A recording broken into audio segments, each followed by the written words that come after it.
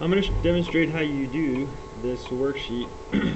um, this this comes after those notes that we were going to have on two-way tables, and that's the topic of this. Before we get into two-way tables, let's start with something you should be familiar with, which is a Venn diagram.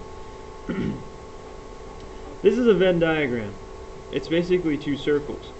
It breaks up two categories. In this case, those students who know a foreign language and those students who participate in a sport. So, what does this middle section mean? Those are the students that participate in a sport and know a foreign language.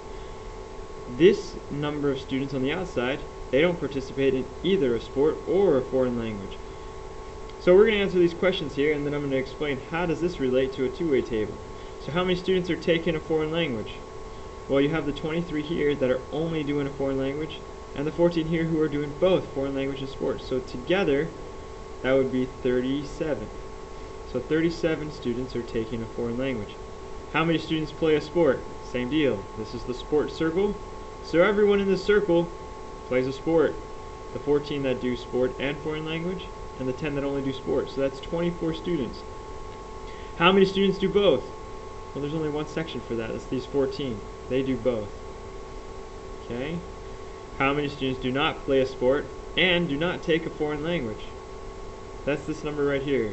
They don't play sport and they don't play a foreign language. Or excuse me, learn a foreign language. How many students play a sport but do not take a foreign language? Again, this circle is everybody that does sports. But these 14 do a sport and foreign language, so they do not qualify for this condition here. So it's only these 10. Alright, so how does this relate to a two-way table? We're going to zoom out. Now it might be difficult to see, but I'm going to put F here for take a foreign language in case you can't read the words here, and I'm going to put DF here for they do not take a foreign language. This is playing a sport, and this is do not play a sport.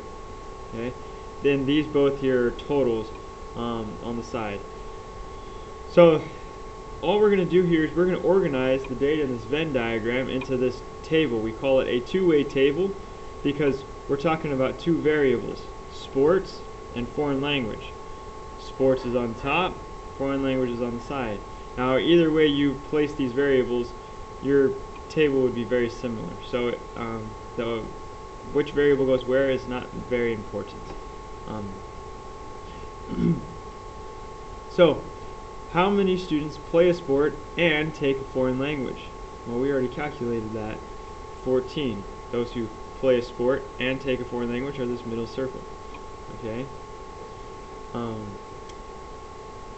Who do not play a sport but they take a foreign language?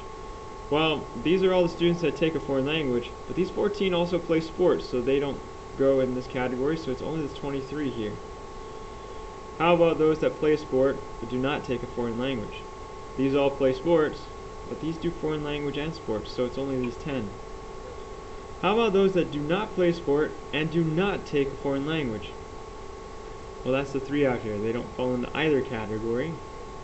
We'll take the totals of both, so this is going to be 24 total, this will be 26 total, and when you add all those up, that should be 40, 50. So we have 50 here. And then total these up, that's 14 plus 23, that's 37, and then 13. If you add these up, that's 40, 50. So you get the same total in both places. So what does this all mean? This means that the total number of people you surveyed should add to be about 50. So 23 plus 14 is 37, plus 10 is 47, plus 3 is 50. So the total number you surveyed is 50. Alright? So that's what that means right there. Okay? So if you turn over to the next side, what they have you do is they have you take this information and fill in a frequency table. So you can, if you would like, create a Venn diagram, or you can attempt to do this in your head. I personally like to work on scratch paper, so I will probably do this as a Venn diagram first to get me an idea. and then go from there. Let's see. Felipe surveyed students at his school. He found that 156 own a cell phone, 114 of those own an MP3 player. There are 26 students that do not own a cell phone but own an MP3 player. 18 students do not own either device. So let's break up our box and create our circles, shall we? So here's one circle, and here's another circle. We need to consider the category. Those who own an MP3 player and those who own a cell phone. Those who own both will be here, and those who own neither will be out here. 18 students do not own either device. 18 students do not own either device, so I'll put them out here. 156 own a cell phone. 114 of them own an MP3 player. So that means 114 own both. So I have to subtract these two numbers to find out who only owns cell phones. Okay, so that's going to be 42. There are 26 that do not own a cell phone but own an MP3 player. Alright, well, 26 own a cell phone. Excuse me, own an MP3 player but do not own a cell phone. So this is filled out as such. So we're going to put it into our two-way chart here. The left side is cell phone, top is MP3 player. So who owns both? Well, that the 114 here are those who own both MP3 player and a cell phone. Who owns a cell phone but no MP3 player? Well, that's our 42.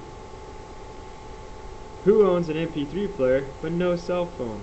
Well, that's our 26. And then who owns neither? That's our 18. And then you total everything up. So what we get here is 140, and right here you get 60, which makes 200 total. And then out here you get 156,